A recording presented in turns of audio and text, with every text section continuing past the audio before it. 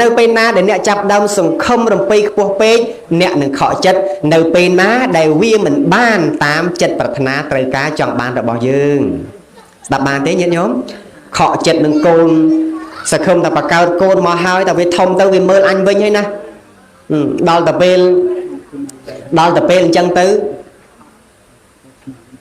ស្រាប់តែកូននឹងកើតមកវាធំធាត់ឲ្យបានរៀនបានសូត្រទៅវាអត់ចិញ្ចឹមម៉ែវិញ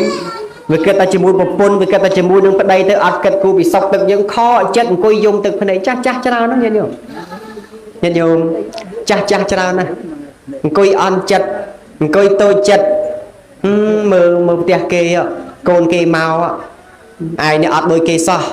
អង្គុយចុះអង្គុយឡើងកើតទុកហូរទឹកភ្នែកលហាមអញ្ចឹងទៅមកពីអីបានហូរទឹកភ្នែកមកពីអីថាមកពីយើងរំពេចសង្ឃឹមថាកូនគេនឹងចិញ្ចឹមថែរក្សាយើងវិញនេះឯងបញ្ហានៃជីវិតបន្តិចបន្តួចហ្នឹងតែដល់តែពេលយើងមិនបានកំណត់ដឹងមិនបានសិក្សាយើងមិនដឹងអានឹងថាវាបែបណាទេដូច្នេះជីវិតរបស់យើងណាញាតិញោមរៀនរស់នៅជាមួយនឹងខ្លួនឯងកុំពឹងទៅលើប្តីកុំពឹងទៅលើប្រពន្ធកុំពឹងទៅលើកូនកុំពឹងទៅលើអ្នកណាទាំងអស់ទ្រព្យសម្បត្តិខាងក្រៅយើងអាចខ្ចីបែបនេះយើងអាចខ្ចីសុំបែបនោះយើងអាចខ្ចីគ្នាបានដោយប្រការណានេះមួយហើយប៉ុន្តែកុំរំពឹងថាគ្រប់យ៉ាងហ្នឹងវាត្រូវតែបានតាមចិត្តយើងចង់បាន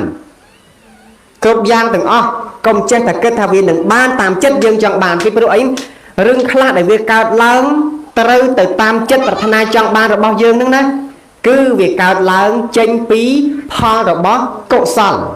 យើងស្លាប់សាងកុសលហេតុអំពើជាកុសលដែលជាហេតុក្នុងការមុនមកវាទទួលបាននៅអារម្មណ៍ជាទីពេញចិត្តទទួលបាននៅអារម្មណ៍ជាទីប្រាថ្នាដល់តែពេលណាមួយ